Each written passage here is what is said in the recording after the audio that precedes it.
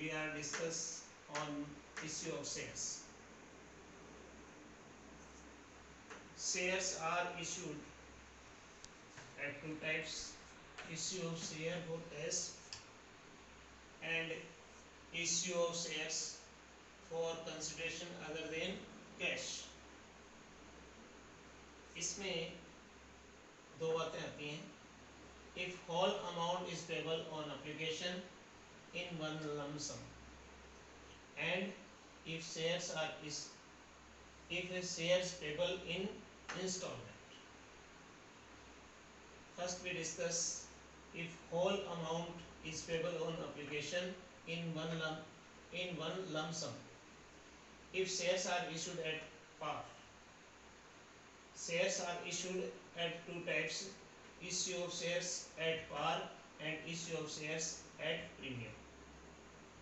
Eight par का मतलब है जितने का शेयर है, जितनी उसकी फेस वैल्यू है, उतने में शेयर को इशू करना. एट प्रीमियम का मतलब है जितने का शेयर है उसमें प्रॉफिट ऐड करके और शेयर इशू करना. इसमें दो एंट्री होती हैं. First, bank account year to share application and allotment, and share application and allotment account debit to share capital.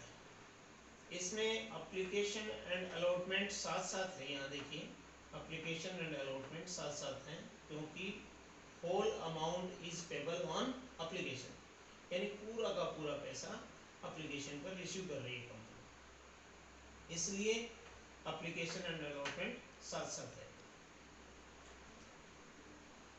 If shares are issued at premium, then entry will be passed bank account debit to share application and allotment, and second, share application and allotment account debit to share capital to security premium.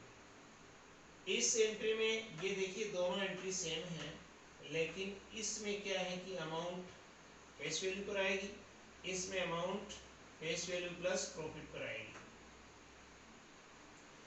ये amount जो आएगी वो यहाँ पर आएगी, जो amount यहाँ आएगी वो यहाँ पर आएगी. ये अमाउंट अब डिवाइड हो जाएगी, to share capital face value आ जाएगी, एंड टू सिक्योरिटी प्रीमियम जो प्रॉफिट की अमाउंट है वो आ जाएगी. इसके बाद में आता है if whole amount is payable on application on one lump sum, it is the topic complete, and other topic is if shares payable in installment. Installment means company ये पूरा पैसा एक साथ न लेकर के इंस्टॉलमेंट में लेती है, टुकड़ों में लेती है. इंस्टॉलमेंट मैक्सिमम कंपनी 5 इंस्टॉलमेंट करती है. फर्स्ट इंस्टॉलमेंट है एप्लीकेशन, सेकंड है अलॉटमेंट, थर्ड है फर्स्ट कॉल, फोर्थ है सेकंड कॉल, एंड फिफ्थ है थर्ड एंड फाइनल कॉल. एक कंपनी अपने शेयर की वैल्यू फेस वैल्यू को 5 इंस्टॉलमेंट में ले सकती है, यानी शेयर की वैल्यू को 5 इंस्टॉलमेंट में 5 इंस्टॉलमेंट में रिसीव कर सकती है. उसको कहते हैं अपन share is payable in instalment. First instalment receive होती है कंपनी को, तो कंपनी एंट्री करती है bank account year to share application. अब यहाँ देखिए शेयर एप्लीकेशन आया, ओनली एप्लीकेशन आया. यहाँ पर एप्लीकेशन एंड अलॉटमेंट दोनों चीज है, क्योंकि यहाँ होल अमाउंट पूरा पैसा एक साथ ले रही है, यहाँ कंपनी सिर्फ एप्लीकेशन ही ले रही है. इस एप्लीकेशन को ट्रांसफर किया जाता है शेयर कैपिटल में. Shares application account year to share capital, ये एंट्री पास करेंगे. कब? जब अलॉटमेंट ड्यू होगा तब. जब अलॉटमेंट ड्यू होगा उस समय शेयर कैपिटल शेयर एप्लीकेशन का पैसा शेयर कैपिटल में ट्रांसफर किया जाएगा और उसके बाद में share allotment account debit to share capital ये एंट्री की जाएगी। Then allotment amount received the entry will be pass bank account DR to share allotment. After allotment money received the company call the shareholders first call, so entry will be pass share first call account debit to share capital, and after installment due first call the amount is received the entry will be pass bank account debit to share first call। अब यहाँ देखिए आप first call मांगी जा रही है फिर प्राप्त की जा रही है, ये एंट्री सेम इसी मेथड पर चलेगी। यहाँ अलॉटमेंट की जगह अपन फर्स्ट कॉल लिखेंगे टू शेयर कैपिटल तो टू शेयर कैपिटल ये, उसके बाद में रिसीव्ड होता है अलॉटमेंट का पैसा, ऐसे ही फर्स्ट कॉल का पैसा रिसीव्ड होगा तो बैंक डेबिट होगा। After first call, the company call the second call money. Then the company pass the entry share second call account DR to share capital account, and the narration being second call money due, ये narration होगा। उसके बाद में amount second call का received होगा bank account debit to share second call account. उसके बाद third call मांगेगी share third call account DR to share capital. उसके बाद थर्ड कॉल का पैसा रिसीव करेगी bank account DR to share third call. ये इसका एक मेथड है, तरीका है, ये इसी तरीके के आधार पर है। ऐसा नहीं है कि कभी पहले कंपनी अलॉटमेंट रिसीव कर लेगी, उसके बाद में एप्लीकेशन, फिर थर्ड कॉल करेगी, फिर फर्स्ट कॉल मांगेगी, फिर सेकंड कॉल मांगेगी, ऐसा नहीं है। इसका एक शेड्यूल है, एक क्रम है, उसी क्रम से ये पैसा कंपनी मांगती है शेयर होल्डर से। ये कंपनी अपना पैसा 5 इंस्टॉलमेंट में रिसीव करेगी। कोई जरूरी नहीं है 5 कॉल में ही रिसीव करे, 2 कॉल में भी पैसा रिसीव कर सकती है, 3 कॉल में भी रिसीव कर सकती है, 4 कॉल भी 4 इंस्टॉलमेंट में भी रिसीव कर सकती है, एंड 5 इंस्टॉलमेंट में भी कंपनी रिसीव कर सकती है। अगर अलॉटमेंट तक ही कंपनी रिसीव करेगी पैसा तो ये सिर्फ 4 एंट्री करेंगे, 2 एप्लीकेशन की एंड 2 एंट्री अलॉटमेंट की। यदि कंपनी थर्ड कॉल तक पूरा पैसा लेती है तो ये 6 एंट्री 6 एंट्री करेंगे, ये और बढ़ जाएगी।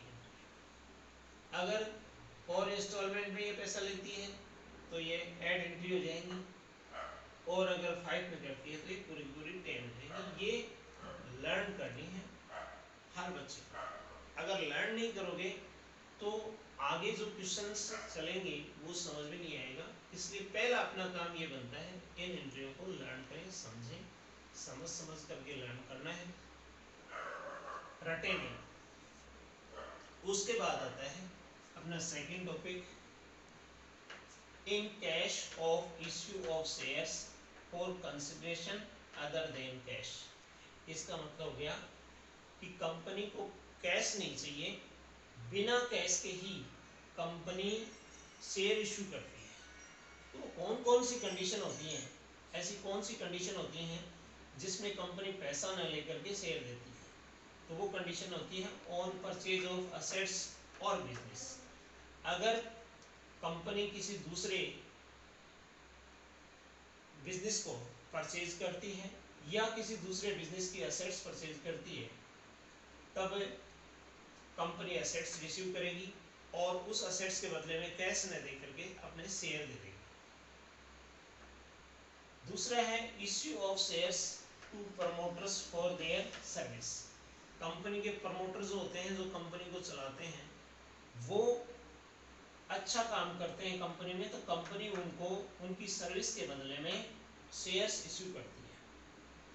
थर्ड है issue of shares for underwriting commission.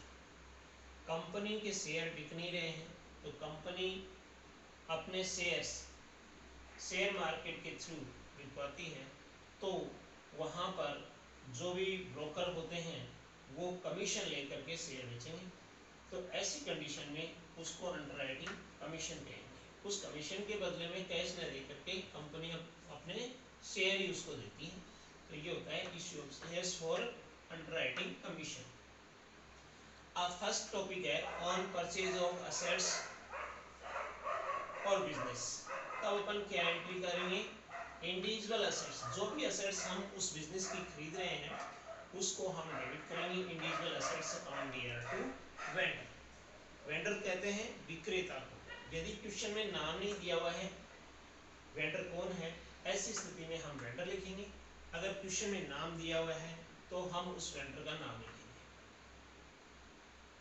If shares are issued at par, अब इस वेंडर को कंपनी शेयर दे रही है, वो कंडीशन क्या है, issue at par,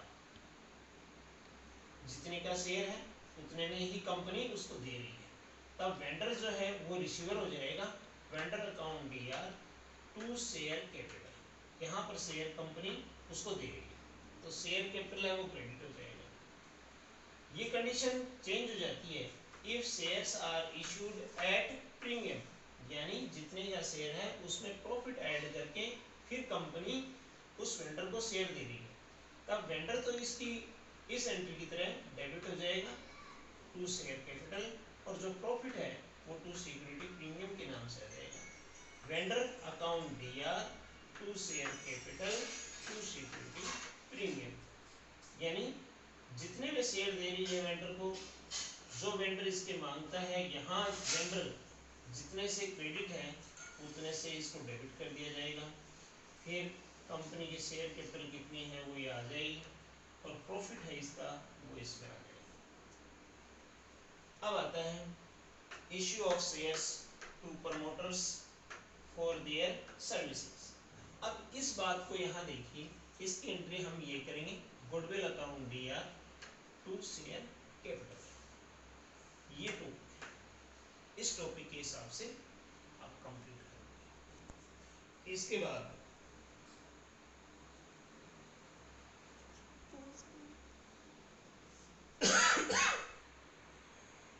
thank you students for watching this video. अगर अच्छी लगे तो लाइक, कमेंट और शेयर और सब्सक्राइब कर ज़रूर करें। साथ ही बेल नोटिफिकेशन ऑन कर दें ताकि जैसे ही नई वीडियो अपलोड हो तो आप तक पहुंच सके। Stay home, stay safe.